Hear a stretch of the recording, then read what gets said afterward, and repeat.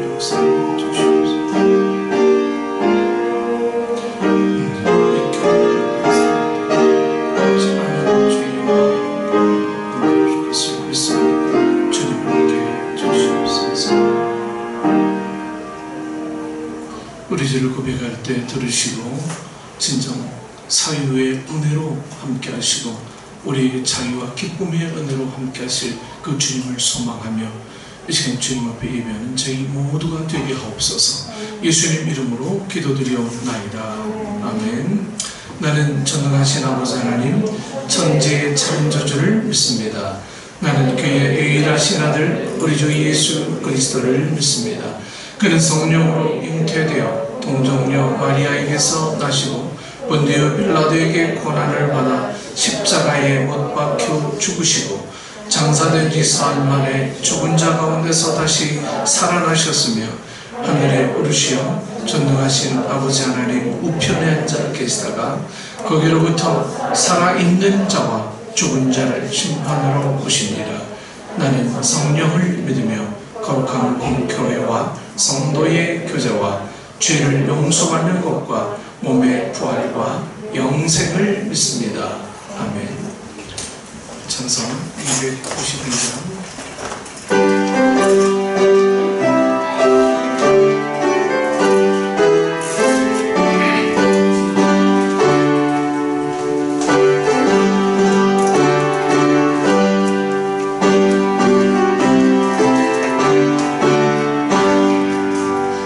주 없이 살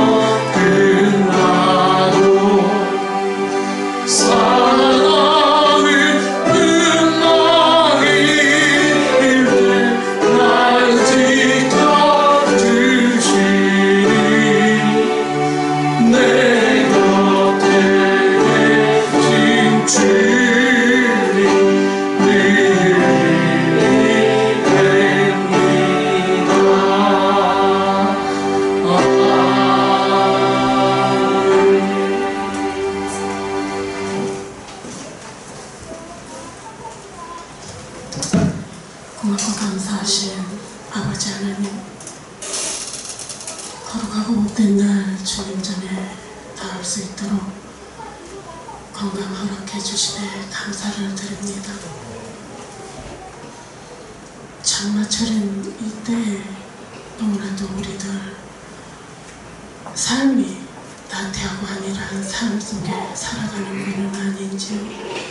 그러나 늘 주님께서 불꽃 같은 눈으로 지켜보호해 주시기에 우리가 이 자리에 설 수 있다는 것 무한 감사를 드립니다.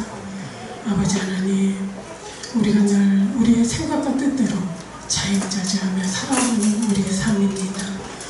좀 더 믿는 사람으로서의 정말 바른 삶과 향기를 바라는 삶을 살아가야 될 텐데 주여 우리에게 더욱더 믿음을 주시기를 원합니다.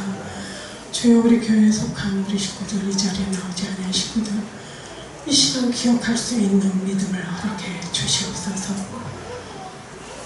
우리가 주의 전에 나온다는 것이 얼마나 귀하고 복된 일인가를 정말 나올 수 없을 때에 많이 알 수 있었던 우리가 지금을 되돌아봅니다. 주여 좀 더 우리에게 건강과 아버지의 힘이 있을 때에 더욱더 열심히 우리에게 주어진 삶을 감당하며 주님께 영광 돌리기 부족함이 없는 삶을 살아야 된다는 것이 나이가 먹어 아버지 알 수가 있으니 이 미련한 저희들이 주여 함께해 주시옵소서. 더욱더 주님께 나오기를 힘쓰며 더욱더 말씀 보기를 힘쓰며 더욱더 기도하기 힘쓸 수 있는 우리 모두가 되어지기를 원합니다. 그리고 코로나19도 아버지가 조금만 느슨해지면 다시 정말 완연해지고 아버지가 정말 우리가 조금 더 조심하지 않으면 안 되는 이러한 시기에 하나님께서 우리에게 함께해 주시기를 원하고 지혜를 주셔서 이 어려운 시기를 잘 극복해 나가기에 부족함이 없도록 주여 함께해 주시옵소서. 하나님 아버지, 정말 우리 교회가 2000년도 시작하면서 계획했던 그 모든 일들이 코로나19로 인해서 이렇게 다 막혀 있습니다. 우리가 이럴 줄 누가 알았겠습니까? 하나님의 계획이, 하나님의 뜻이 어느 곳에 있는가를 우리가 좀 더 머리 숙여 정말 아뢰며 느끼며 감당해 나가야만 될 수 있다라는 것을 이제야 하는 우리입니다. 주여 20년도 우리가 더욱더 기도하고 아버지 와서 속히 코로나19가 종식돼서 저 마음껏 주님께 영광 돌리고 마음껏 서로가 정말 마스크를 끼지 않고도 부둥켜 안고 정말 뛰며 좋아할 수 있는 시간이 어서 오기를 원합니다. 주여 함께 주시옵소서. 그래서 우리 교회가 나아가는 그 비전의 땅, 우리가 계획하는 그 모든 것들이 우리의 계획이 아니라 하나님의 계획 아래 있어 잘 이루어 나가기에 부족함이 없도록 우리가 좀 더 기도하기에 힘쓸 수 있는 우리 모두가 되어지기를 간절히 바라고 원합니다. 또한 선교하신 우리 선교사님들이 좀 함께해 주시옵소서. 이 코로나로 인해서 손발이 묶이고 아무것도 할 수 없는 이때에 더 많은 기도로 준비하신 줄 믿습니다. 주여 영육의 강건함으로 지켜주시옵소서. 정말 주님께서 주시는 그런 능력과 힘으로 말미암아 잘 감당해 나갈 수 있도록 주여 인도해 주시고 물질이 없어 어려움 당하지 아니하도록 주님께서 함께해 주시옵소서. 그래서 이런 시간이 지나 아버지를 뒤돌아볼 때 우리 하나님께서 다 하였더라고, 다 지켜보여 주셨더라고 고백할 수 있고 그러한 날이 속해올 수 있도록 주여 인도해 주시고, 또한 우리 목사님 정말 많은 기도로 기도하십니다. 우리 성도들을 위해서, 교회를 위해서, 나오지 않는 우리 믿음이 약한 성도들을 위해서 기도하시는데 주여 영혼의 강건함으로 붙들어 주시옵소서. 그래서 더 많은 기도로 정말 이 교회를 세워나가실 때 하나님에서 주시는 은혜로 더욱더 성령 충만함으로 말미암아 힘있게 나가실 수 있는 우리 목사님 되어질 수 있도록 인도해 주시옵소서. 떨어져 있는 가족에도 주님께서 함께 해주시고 정말 너무나도 두렵고 떨리지만 코로나19를 잘 극복해 나가서 만날 때 기쁨으로 만날 수 있는 날이 속히 올 수 있도록 주여 인도해 주시옵소서. 예배의 첫 시간입니다. 마치는 시간까지 주님 홀로 영광 받으시고 우리에게는 한없는 은혜가 넘치는 귀한 예배가 되게 해 주시옵소서. 그렇게 하신 주님을 찬양합니다. 예수님 이름으로 기도드렸사옵나이다. 아멘.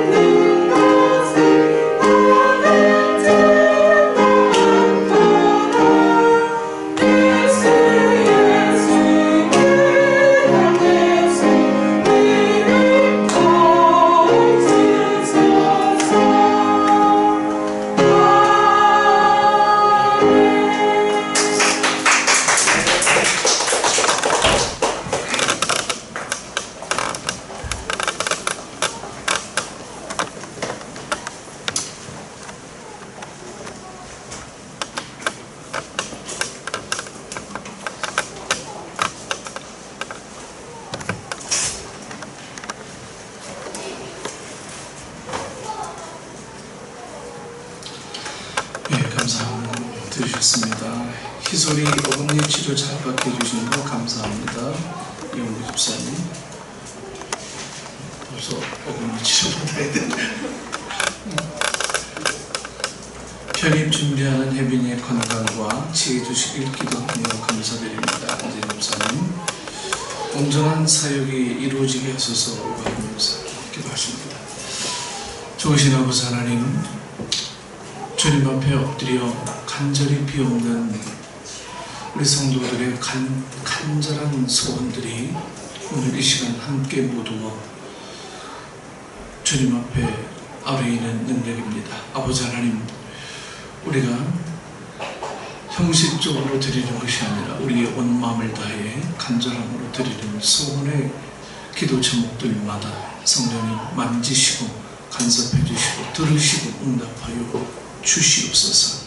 아버지 하나님, 사랑하는 자녀를 위한 아름다운 성장을 위해 기도하는 부모의 기도를 들응답하시고, 또한 편입을 위해서 이 더위에 힘쓰는 딸의 건강과 지혜를 소망하는 어머니의 마음으로 예물 드리는 손길이 있습니다. 성령님 붙잡아 주시고, 날마다 놀라운 일에 우리 삶 속에서 사소한 것 속에서 기적적인 은혜를 경험할 수 있는 우리 성도들 될 수 있도록 주님 인도해 주옵소서. 열의 하나를 구별드리는 손길이 있습니다. 믿음으로 드립니다. 성령님 기뻐받아 주시옵소서. 또한 우리 전도 헌금으로, 선교 헌금으로, 그리고 건축 헌금으로, 주일 헌금으로 드립니다. 성령님 기뻐 받아주시며 우리 안에 참으로 이 예물을 통하여서 시험의 조건이 아니라 하나님께서 주시는 강복의 조건들이 우리 삶 속에 아름답게 열매되어 질 수 있도록 주님 붙잡아 주시옵소서.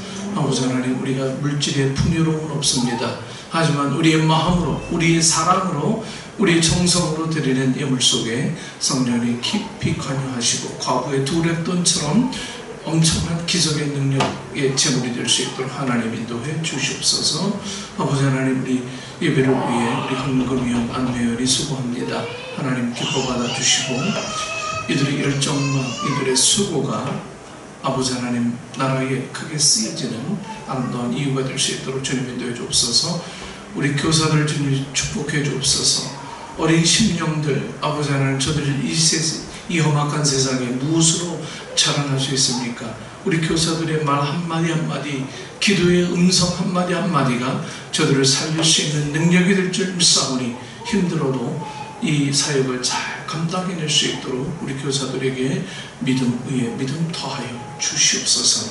아버지 하나님, 또한 우리 반주자와 우리 찬양단의 아름다운 하모니들을 주께서 기억해 주시고 저들의 찬양은 능력 있는 소리가 될 줄 믿습니다. 사단이 오다가도 도망가는 능력이 있을 줄 믿사오니 저들의 찬양 속에 믿음의 고백이 담겨있고 믿음의 증거가 담겨있을 수 있도록 하나님 역사하여 주시옵소서.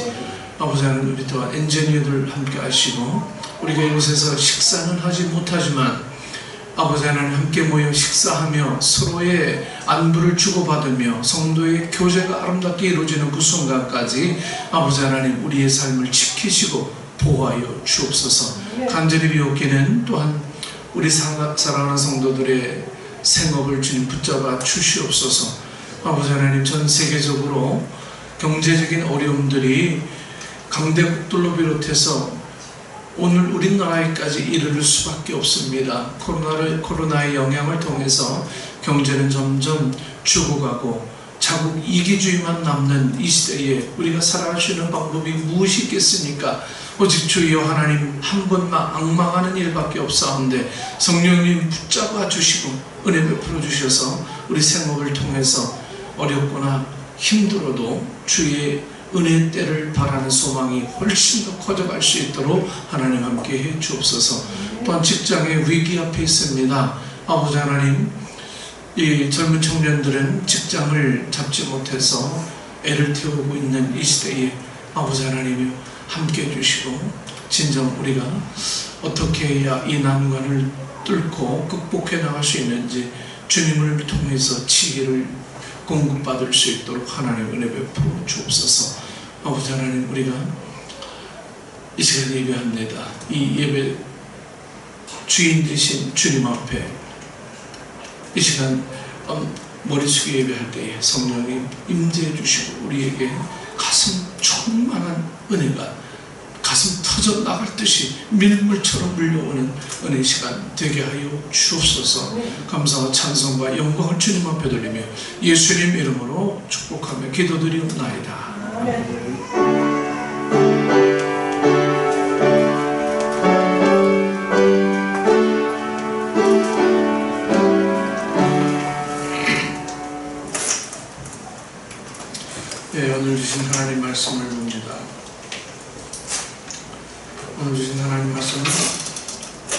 누가복음 8장이 되겠습니다.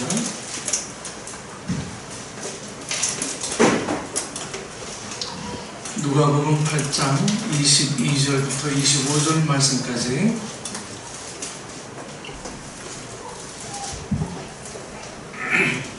네, 우리 다 찾으셨으면 우리 한 목소리로 합독하시겠습니다. 합독하십니다.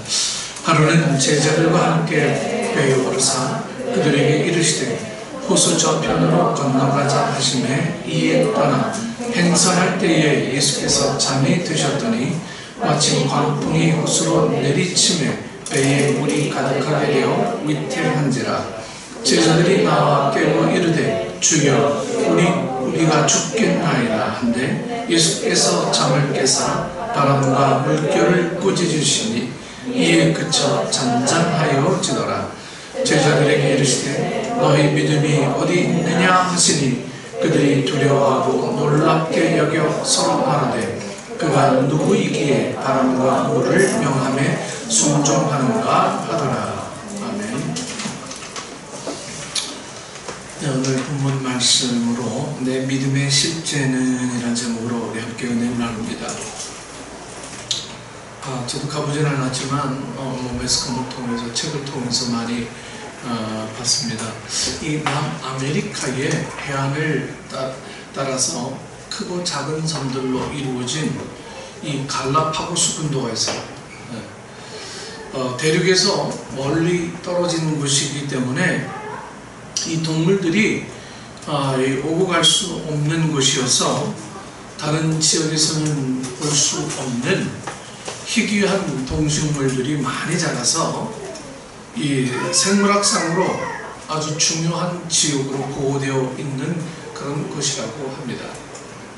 이곳에 사는 새들 중에 코르모란츠라고 하는 이 새가 있다고 합니다. 코르모란츠. 이 새는 아주 희한하게도요, 충분히 날 수 있는 날개를 가지고 있으면서도 날지를 못하는 새입니다.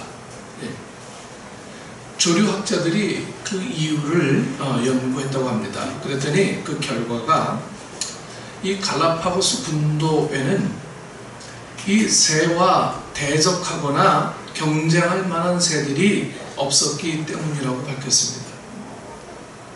이 새와 대적하거나 경쟁할 만한 새들이 없기 때문에 이 새가 굳이 날아갈 이유를 찾지 못했다고 합니다.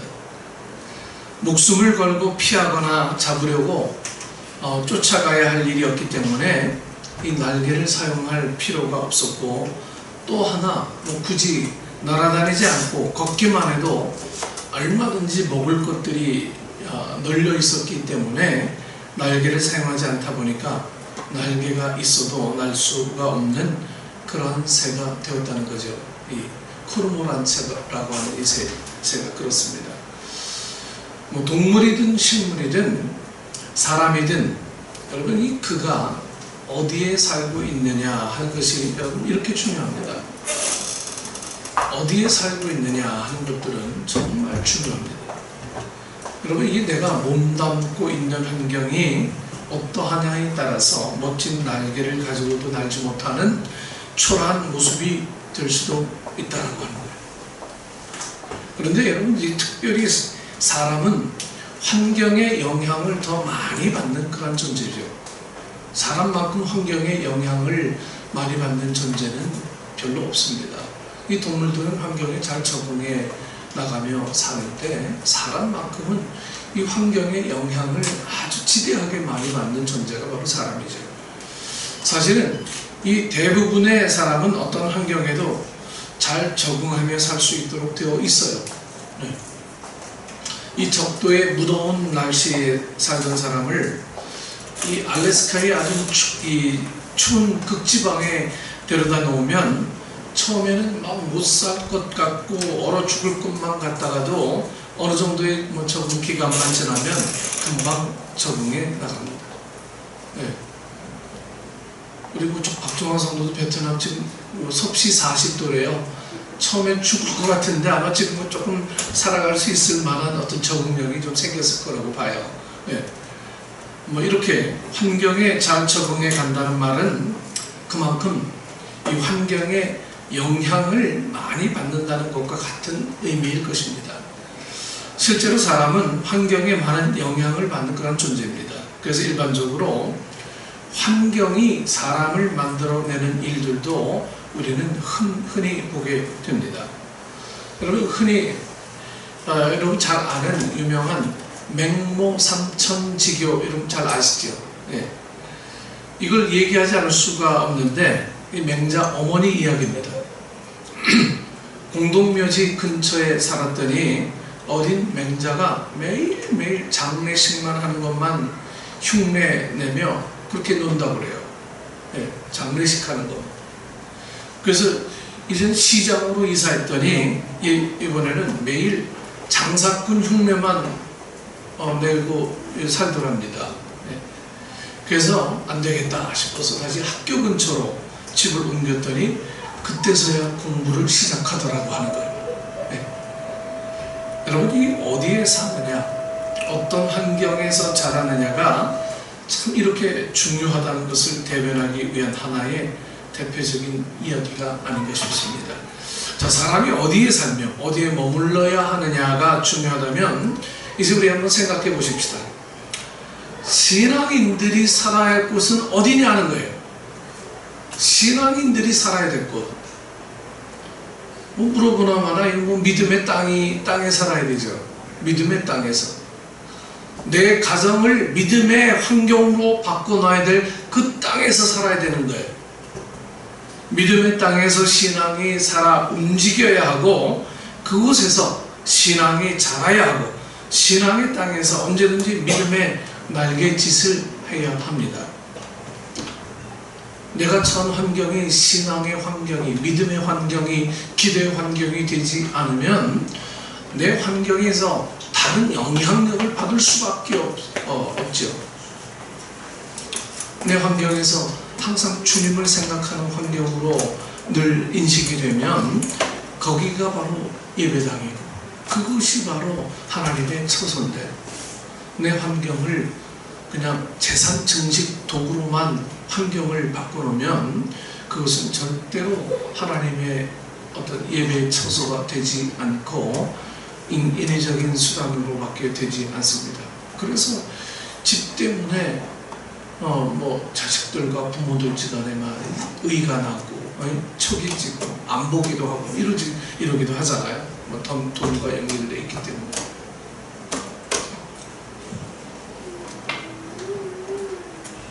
그래서 오늘도 우리 신앙생활을 하는 우리 자신들에게 묻고 또 물어야 할 가장 중요한 질문이 있다면 지금 내 믿음이 어디 있느냐, 지금 내 믿음이 어디 있느냐 하는 것이고 그 믿음이 서 있는 자리를 여러분 수시로 점검하면서 살아야 합니다. 정말 내가 이 믿음을 점검하면서 하루하루를 살아야 되는데 우리 믿음을 점검할 틈도 없이 우리는 세상의 어떤 바쁨 속에 환경 속에 자꾸만 밀려나가요. 자꾸만 밀려나갑니다. 기도해야 되는 건 아는데 성경 봐야 되는 건 아는데 왜 이렇게 마음이 쫓기는 마음인지 왜 이렇게 바쁘지도 않은데 자꾸 마음이 바쁜 건지 일은 안 되는데 자꾸만 왜 우리가 이렇게 쫓기며 살아야 되는지 이런 횡포에 몰려서 우리를 돌아볼 기회조차 갖지 못하고 밀려서 사는 존재들이 되고 만다라고 하는 거죠. 왜 그런가요? 그것은 바로 내 환경을 신앙의 환경, 믿음의 환경으로 만들어 놓지 않았기 때문에 그런 거예요. 믿음의 환경으로 만들어 놓으면 그것부터 안정이 있고 사랑이 있는 거예요. 제가 부목사 때 신방을 많이 다녔잖아요. 하루에도 13집, 14집 이렇게 막 다녔어요. 다니면서 이렇게 쭉 보면요, 여기는 이 가정은 참 뭔가 믿음으로 준비된 포근함이 있구나, 이걸 느끼는 가정이 있는가 한 반면 어느 가정 가면은 참 낯설어요. 기도하는 것도 참 힘든 가정들이 있어요. 기도가 안 나오는 가정도 있어요. 여러분, 오늘 우리의 가정들은 정말 믿음의 가정으로 누가 와도 포근함을 느끼고 하나님의 사랑을 느낄 수 있는 그런 가정인지, 아니면 뭐 다른 세상 냄새가 풍기는 가정인지, 여러분 우리 스스로를 점검해 봐야 된다라고 합니다. 저는 어느 집에 그 신방을 갔더니 남편은 교회를 안 나와요. 저도 잘 알거든요. 집 남편이 술을 좋아하는 거예요. 장식장에 뭐 요만한 미니어처 뭐 술병부터 시작해가지고 쭉 진열되어 있어요. 신방만 되니까 그 부인이 그거 다 치운다고 그거 다 치운다고 그냥 그 전날 밤새웠대요. 네. 여러분들, 오늘 우리가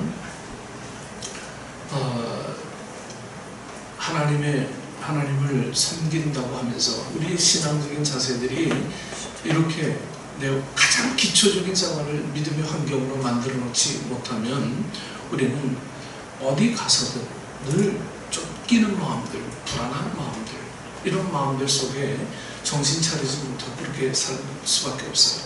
날개가 있으나 코르모란츠라고 하는 이 새처럼 날 수 없듯이 오늘 우리 믿음은 있으나 이 믿음의 실천을 할 수 있는 장이 없기 때문에 신자의 위치를 가질 수 없게 된다는 거죠.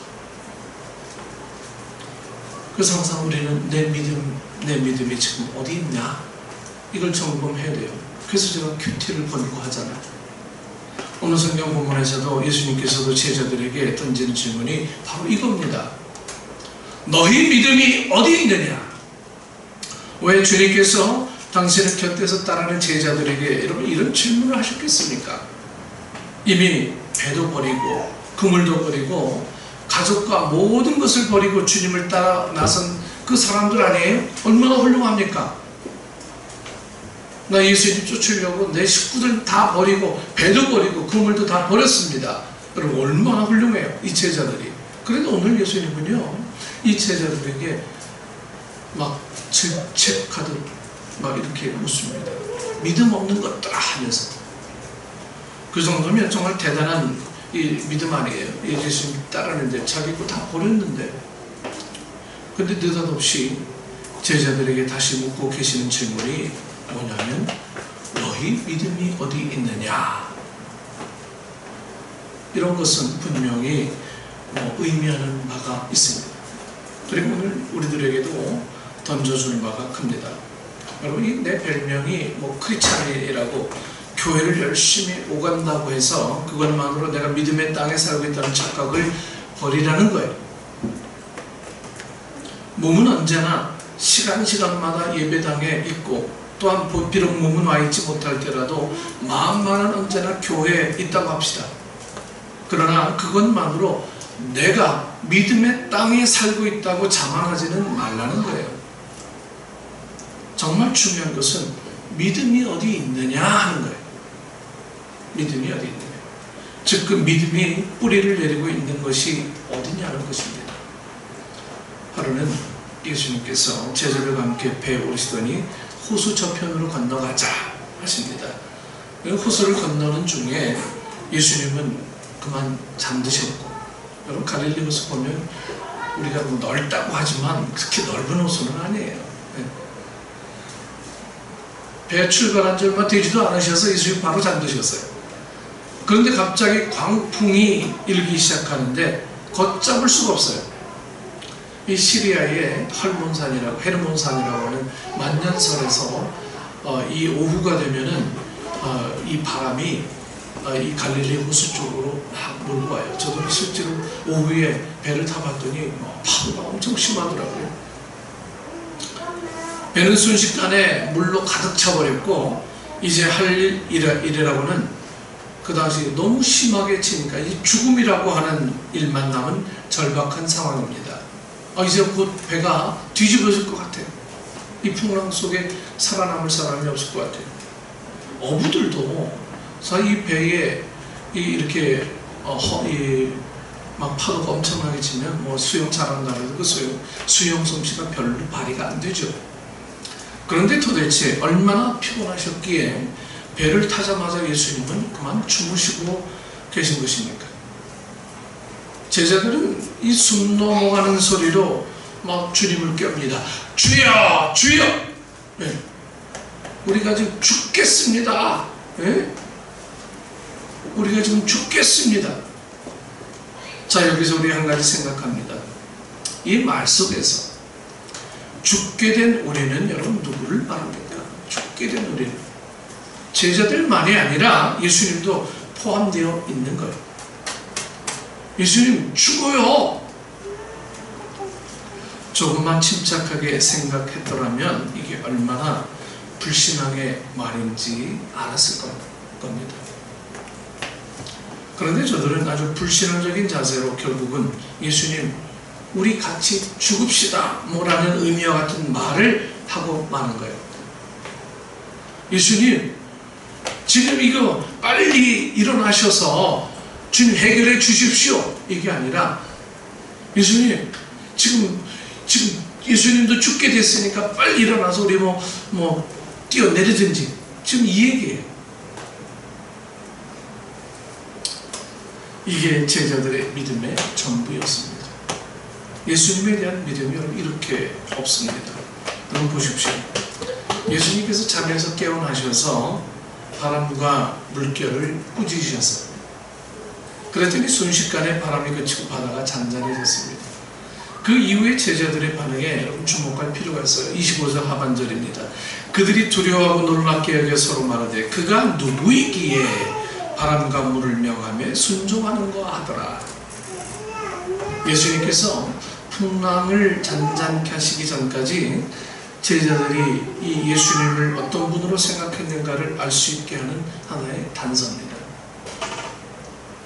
적어도 그 배는 배를 타기 전에 예수님께서 문둥병자를 고치신 것과 중풍병자를 고치신 것을 본 몇 사람도 있었고 대부분은 이 가버나움에서 백부장의 종을 고치시고 나인성에서 과부의 죽은 아들을 살리신 것을 봤어요.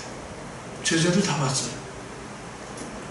그런 제자들이 지금 이러고 있어요. 예수님 지금 죽을 거니까 빨리 일어나서 방법을 한번 찾아봅시다. 그렇다고 우리 생각해 보십시다. 제자들이 자신들의 이 표현대로 죽을 지경에서 주무시는 예수님을 깨운 이유는 도대체 무엇이란 말입니까? 이 죽음에서 자신들을 구하실 것이라는 확신으로 깨우는 것이 아니라는 결론은 쉽게 이 본문에서 우리에게 이야기하죠. 예수님 깨우면 우리도 살 수 있을 거야. 이게 아니라고 합니다. 오늘 본문의 이야기는요. 말하자면 물에 빠진 사람 지푸라기라도 붙잡는 심정으로 예수님을 깨워본 것에 지나지 않다라고 하는 거예요. 이것이 지금 제자들이 가지고 있는 믿음의 실제입니다. 그런데 좀 유감스럽게도 예수님은 이것은 뭐라고 말씀하시냐면 믿음이 아니다라고 얘기하세요. 믿음이 아니다. 사태를 진정시키신 후에 예수님께서 뭐라고 말씀하십니까? 너희 믿음이 어디에 있느냐? 너희 믿음이 어디에 있느냐? 이렇게 호통을 치신 것을 보면 그렇습니다. 여러분, 내 능력을 발휘하다가 마지막으로 피치 못해서 매달리는 그런 예수님이 아닙니다.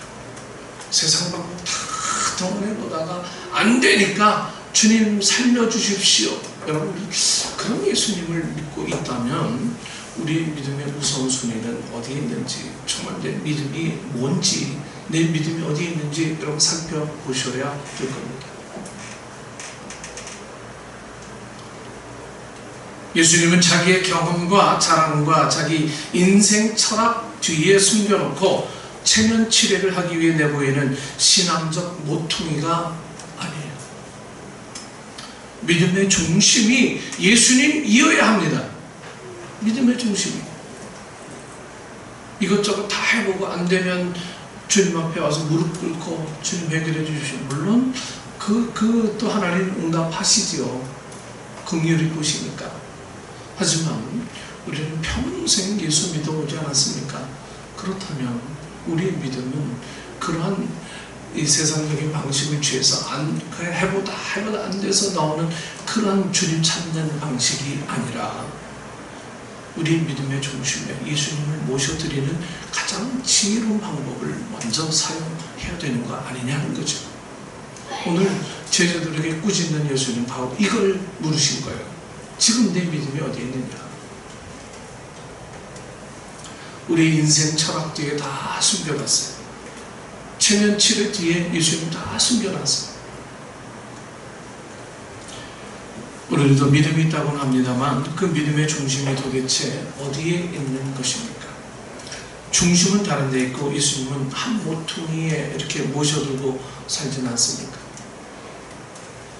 마음도 생각도 삶의 우선순위도 자기 계획에다 두고 살면서 일주일에 한번 이 구색 맞추기 위해서 예수님을 찾아보는 그런 신앙이 돼서는 안 된다라고 하는 거예요. 근데 요즘 이 현실 속에서 우리는 이렇게 현실이 이러니까 나도 어쩔 수 없이 그렇게 될 수밖에 없는 사람으로 자꾸 타협하려 가는 거예요. 기독교인들은요, 어떠한 우리에게 문제가 있을 때 저항하는 힘들이 기독교인들 속에 내재되어 있어요. 저항하는 힘들이. 억눌렀을 때, 핍박받았을 때 기독교인들은 오히려 일어나서 하나님 앞에 더 크게 영광 돌리는 우리 기독교인들의 모습들을 성경은 계속 이야기합니다. 고난스러울 때 오히려 그 고난 속에서 아름다운 꽃을 피우는 기독교인들의 모습을 성경은 이야기합니다. 예배 처소가 없을 때 무덤에 들어가서 예수님 앞에 간절하게 예배하는 카타콤의 신앙이 가장 암흑 시기에 그들 삶 속에서 고백이 되었습니다.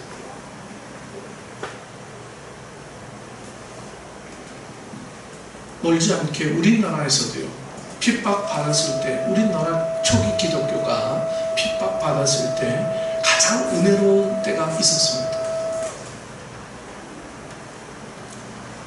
요즘은 우리에게 드러나는 핍박은 많이 없어요. 그렇다면 순리적으로 생각해보면 드러나는 핍박이 없으면 드러나는 믿음이 커져야 돼요. 근데 드러나는 핍박이 없고 드러나는 어려움들이 없으니까 우리의 믿음이 자꾸 작아져요. 참 희한하죠. 어려움이 없으면 신앙 커져야 되는데 어려움이 없으면 신앙 자꾸 작아져요. 이게 자꾸 똑같이 그렇게 되는 가는 것 같아요.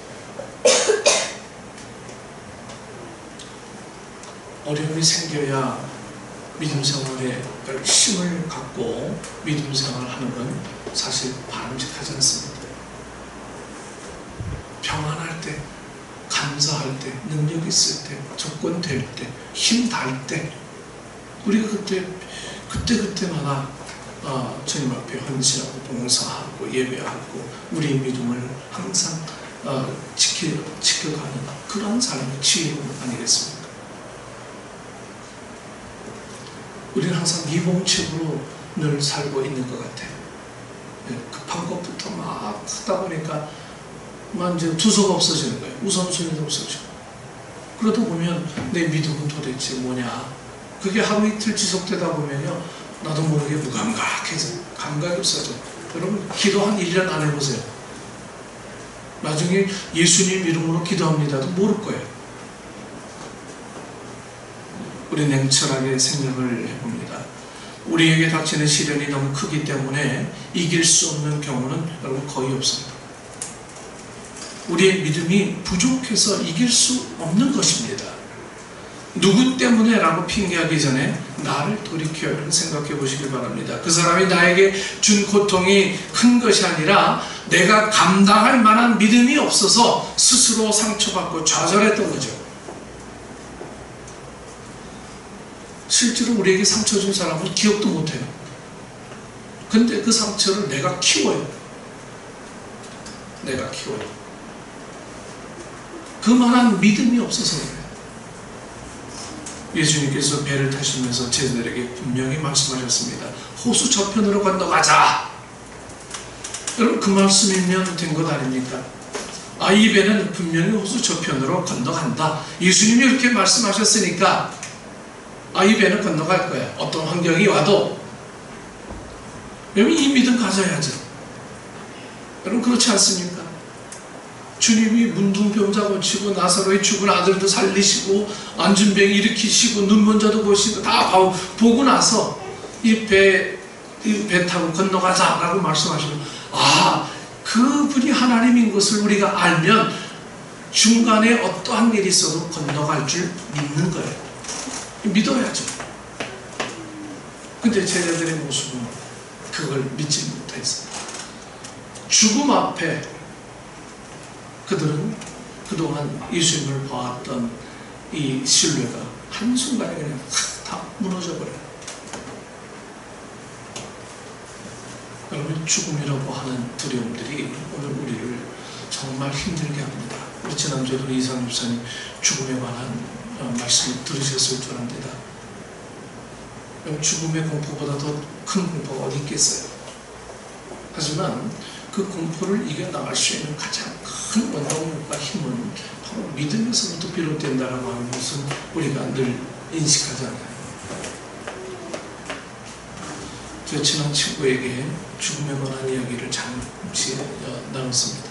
그 친구가 하는 말이, 죽음은 옆집으로 이사가는 거야, 이렇게 얘기해요. 옆집으로 이사가는 거예요. 너무너무 정확하게, 너무너무 아주 확실하게 이야기해서 맞아.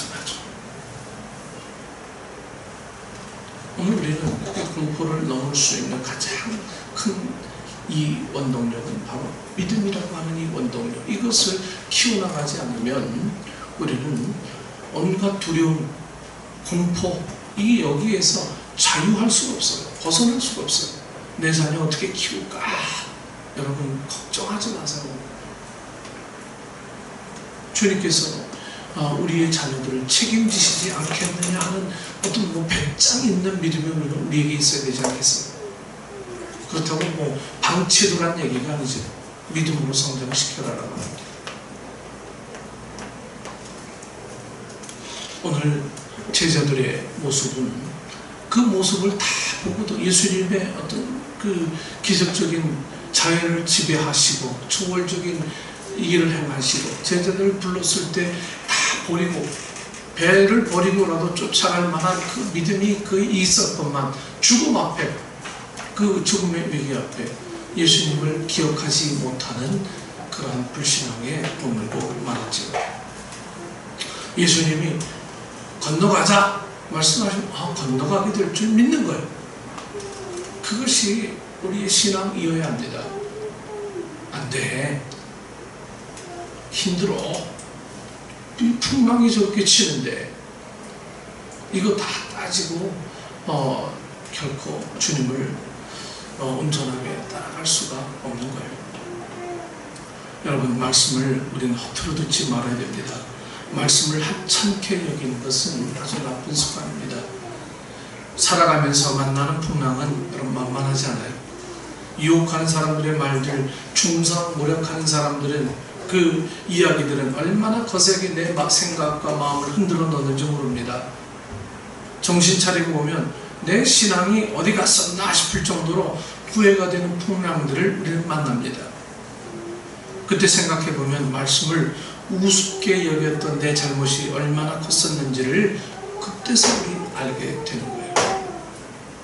바다에 나가지 않는 사람은 여러분 결코 풍랑을 만날 일이 없어요.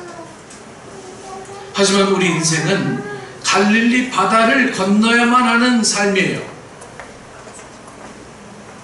선택의 조건이 아니라 건너야만 하는 삶이에요. 진리가 있든 없든 상관없이 내 입맛에 맞고 이런 불신앙적일지라도 안전한 곳만 찾아다니는 사람에게는 바람이 어떻게 부는지 풍랑이 어떻게 내려치는지 따위는 알 바가 아닌 거예요. 내 편한 대로만 살면 된다고 생각합니다. 그러나 여러분, 그런 사람은 정말 중요한 예수님의 능력도 볼 수 없을 것입니다. 신앙을 가지고 살아가는 우리는 갈릴리 바다를 건너야만 하고 오늘도 그 바다 한가운데를 지금 지나가고 있어요. 이 위급한 때에 여러분, 우리의 믿음이 어디에 있습니까?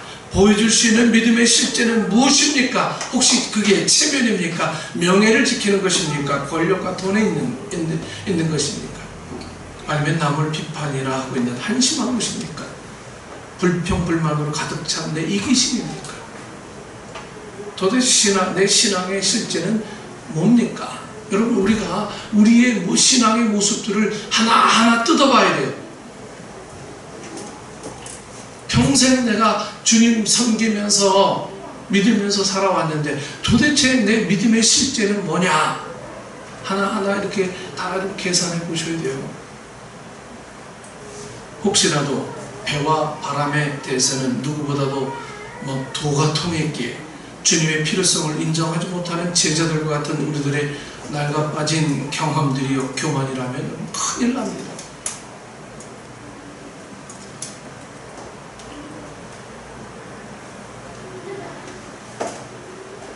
카네기가 여러분, 돈 버는 일에 대해서 누구보다도 잘 하는 사람이 아니에요.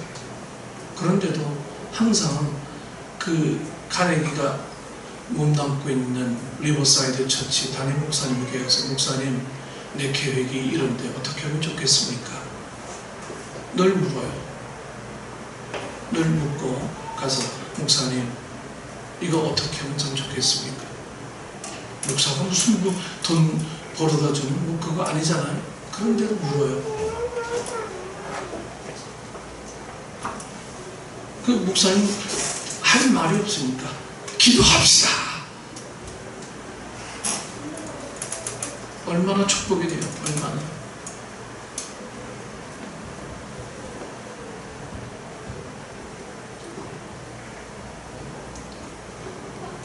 교통사고가 났습니다.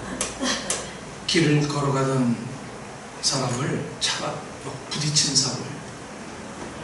가해자인 이 운전수와 피해자가 법정에 섰습니다. 합의가 안 돼가지고.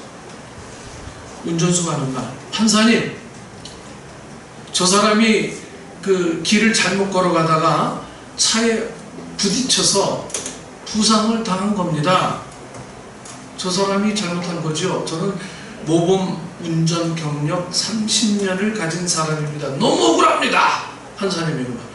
이제 가해자가 그렇게 막 호소해요. 이 말을 들은 피해자가 되받아서 말합니다. 판사님, 저 사람이 운전 경력, 무사고 운전 경력 30년이라면 저는 보행 경력 50년입니다. 이렇게 얘기하더래요. 보행 경력 50년. 서로 자기의 어떤 경력만 자랑하는 거예요. 내가 예수 믿은 지 40년입니다. 내가 예수 믿은 지 50년입니다. 여러분, 이게 중요한 게 아니에요. 내가 예수 믿은 지, 우리 소윤이 지금 3년 됐나? 그게 중요한 게 아니에요. 오늘 지금 내 믿음이 어디에 있느냐, 이게 중요한 거죠. 과거에 있었던 모든 믿음의 경력, 행위, 방법 이런 것들은요, 어찌 보면 우리는 기억하지 말아야 될 거예요. 제가 존경하는 교수님 늘 그런다고 하잖아요. 작년 강의 원본은 연말에 다 찢어버려요. 똑같이 할까봐, 내가 연구하지 않을까봐 그 강의 원본을 다 찢어버려요. 저 때만 해도 그때는 이 손수 수기로 다 이렇게 강의안을 작성하던 시대예요. 컴퓨터에 플로피 디스크 있긴 했지만 이 플로피 디스크가 워낙 이 보관력이 떨어져서 금방 망가지게 되고, 저도 그것 때문에 논문 날려버린 사람이잖아요. 그래서 전부 다 수기로 다 해놓는데 그걸 다 찢어버린다. 저는 여기서 큰 교훈을 얻습니다. 여러분들도 과거에 내가 믿음이 좋았다, 이거 별거 아니에요. 지금 내 믿음이 어디에 있느냐. 지금 이게 중요한 겁니다. 지금 내 믿음이 정말 보잘것없다면 왜 그렇게 됐는지, 타협적이라면 어떤 면에 내가 타협적이 됐는지, 좀 이기적이라면 내가 어떤 면에 이기적이 됐는지, 헌신의 사람이었는데 그 모습이 우리에게 없어졌다면 왜 그렇게 됐는지, 우리의 모습을 하나하나 이렇게 좀 들여다보면서 우리가 좀 회복의 은혜들이 오늘 우리들에게 분명히 있어야 될 것입니다. 이것이 없다면 우리는 날마다 하루하루 그냥 다가오는 현실들, 더 많이 채워져야 될 현실들만 생각하며 불안해하고 쫓기며 가슴 두근거리는 마음으로 또 하루를 더 살아가게 될 거예요. 말씀 마칩니다. 우리 사랑하는 식구 여러분, 우리가 신앙생활 하면서 하지 말아야 할 자랑거리는 예수를 얼마나 믿었느냐는 것과 직분이 무엇이냐는 거예요. 오직 우리가 자랑할 수 있는 것은 그 믿음을 어디에다 두고 살았느냐,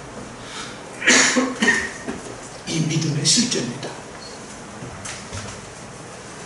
오늘 예수님이 던지는 너희 믿음이 어디 있느냐, 제자들에게 던지는 이 질문은 우리로 하여금 과연 내 믿음의 실제는 어디에 있으며 어떤 믿음이냐를 생각하게 하는 그 질문입니다. 이 질문에 확실하게 우리가 대답을 하면서 살아가시는 우리 성도님들이 되시기를 주 이름으로 축원합니다. 기도하겠습니다. 사랑의 아버지 하나님, 제자들은 예수님을 쫓을 때 배도 버려두고 식구도 버려두고 주님을 쫓은 대단한 사람들입니다. 그런데 막상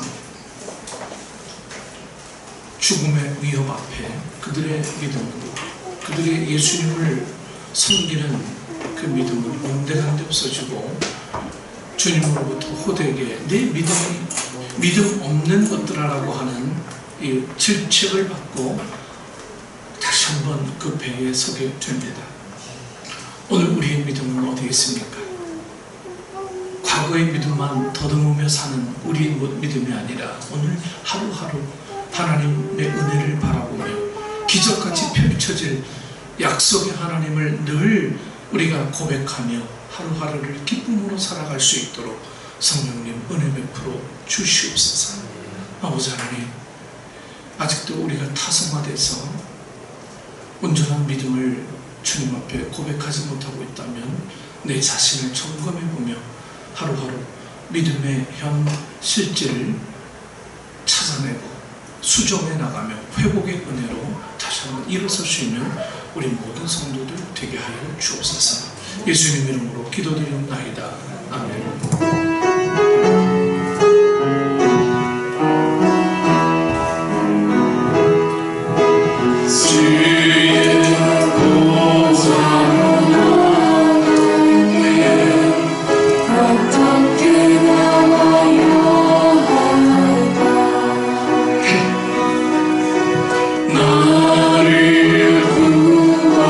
주의 십자가 뜨거운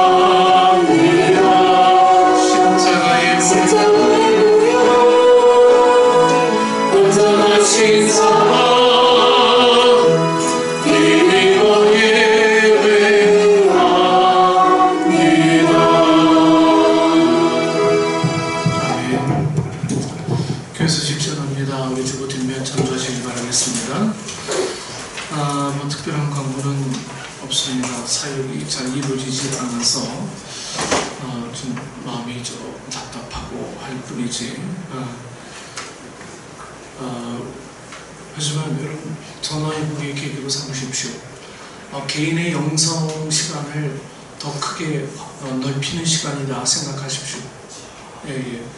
교회에 나오고 여기서 같이 뭘 하지 않지만 개인적인 영성을 위해서 집에서 성경을 보시든지 생명의 삶을 하시든지 해서 꼭 그렇게 개인 영성이 떨어지지 않도록 관리를 잘 해주시면 좋겠습니다.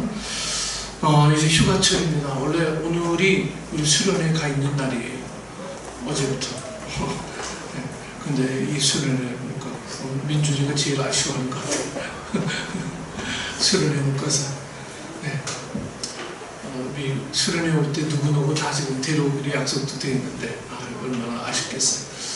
저도 많이 아쉽습니다. 이제 휴가철 그래도 아마 이번 주간에 휴가를 떠나시는 분들은 꼭 있을 것 같아요. 저도 모르니까 개인 안전과 개인 위생 관리를 잘 하셔서 어려움 생기지 않도록 휴가철 시즌을 잘 보내실 수 있기를 바라겠습니다. 저는 지난주 우리 두란노 교회 창립 기념예배 설교차 좀 다녀왔습니다. 그 교회가 조금 한 250명 정도 모였던 교회인데 조금 어려움이 있어서 교인들이 많이 좀 교회를 나오지 못하고 있다. 그래서 우리 목사님들이 와주셔서 좀 기도도 좀 해주시고 말씀도 좀 전해주시고 힘도 좀 불어넣을 수 있는 어떤 터닝 포인트를 좀 만들어 주셨으면 좀 고맙겠습니다. 해서 우리 교회가 있지만 부득불 가게 됐습니다. 여러분 그 교회에 대해서도 계속 기도 중에 있으니까 여러분들도 우리 교회를 위해서는 기도 부탁드리겠습니다. 우리 교회가 살아날 수 있는 방법은 뭐 많이 없어요. 기도 외에 뭐가 있겠습니까? 기도하시고 이 교회가 잘 이제까지 하나님의 은혜로 잘 견뎌왔습니다. 앞으로도 잘 견뎌나갈 수 있도록 여러분께서 힘 낼 수 있도록 기도 부탁드리겠습니다. 이제 후반기가 벌써 이제 한 달이 지났죠. 이제 올해도 이제 몇 달 안 남은 거예요. 한 5개월 남은 겁니다. 4개월 남았나요? 네.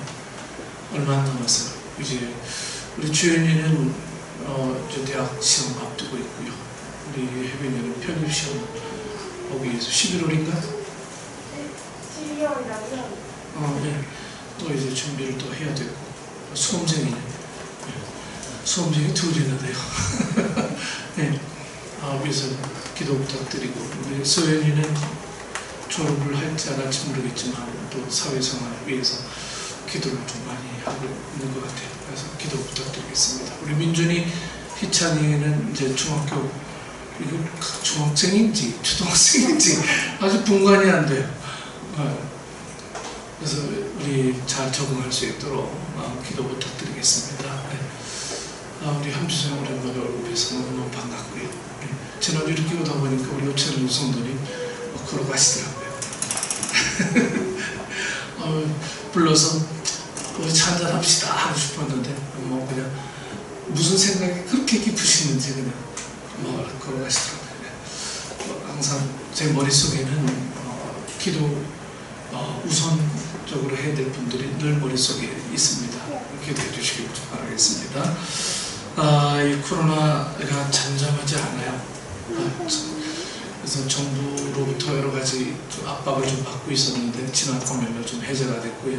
조금 와서 완화가 되긴 했지만 개인 위생 철저하게 잘 지켜주시길 바라겠습니다. 우리 일어나셔서 우리 찬양 드립니다.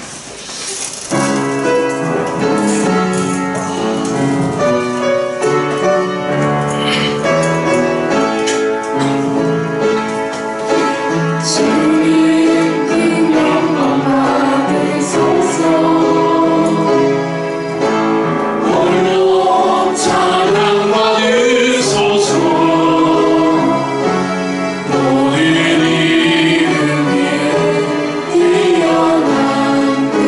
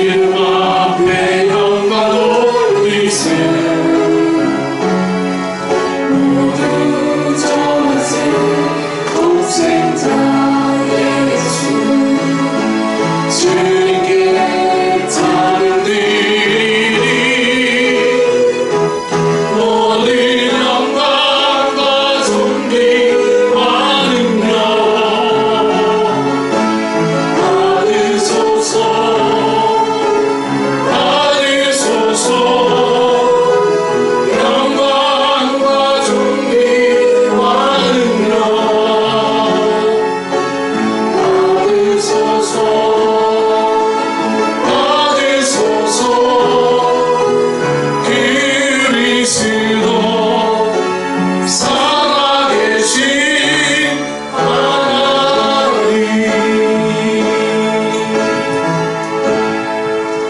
살아계신 아버지 하나님 은혜를 감사합니다. 오늘도 예배로 모인 우리 성도들 아버지 하나님 시간 모여 주의 은혜를 사모하는 마음으로 예배합니다. 영광 돌리기 위해 오직 주님만 영광 받으시기 위해 예배합니다. 아버지 하나님, 우리 사랑하는 성도들 이 중심이 주님 부르시는 그날까지 끊어지지 않도록 인도해 주시고 날마다 더욱더 불타올라 하나님의 마음을 시원하게 할 수 있는 우리 모든 성도들의 삶이 될 수 있도록 주님 인도해 주옵소서. 아버지 하나님, 코로나의 위협으로부터 주께서 안전으로 인도해 주시기를 간절히 구하옵나이다. 아버지 하나님, 엄청난 위협 앞에서도 우리 기독교인들은 꿋꿋하게 버텨내고 잘 이겨냈음을 역사는 오늘 우리에게 이야기합니다. 우리에게 고난이 왔을지라도 주님을 통해서 해결점을 찾게 하시고 주님을 통해서 축복의 길을 물을 수 있는 우리 성도들 되게 하여 주옵소서. 아버지 하나님, 건강을 지켜주시옵소서. 우리의 직장과 생업과 우리의 자녀들과 가정을 주님 지켜 보호하여 주옵소서. 특별히 이 수험생 아버지 하나님, 우리 두 사람이 새롭게 목표를 두고 공부하고 있습니다. 성령님 지혜를 더하시고 건강을 붙잡아 주옵소서. 대면하지 못하는 시간들 속에서도 서로를 위해 중보의 은혜가 깊이 펴지며 서로 큐티를 통해서 내 영성을 잘 관리해나가는 우리 성도들 되게 하여 주옵소서. 이제는 우리 구주 예수 그리스도의 무한하신 은혜와 하나님 아버지의 그날그 극진하신 사랑과 성령님의 간섭하시고 역사하시고 인도하시고 승리하시니 오늘 내 믿음이 어디 있느냐 물으시는 그 질문 속에 담대하게 우리의 믿음을 보일 수 있는 우리 모든 성도들의 삶 위에, 이 필요합조사신 재단 위에, 봉담적인 무신령들과 우리의 사역 위에, 우리 직장과 우리의 생업과 우리의 가정과 자녀들 보리 위에 이제로 도용들 함께 하시기를 간절히 축원하옵나이다. 아멘.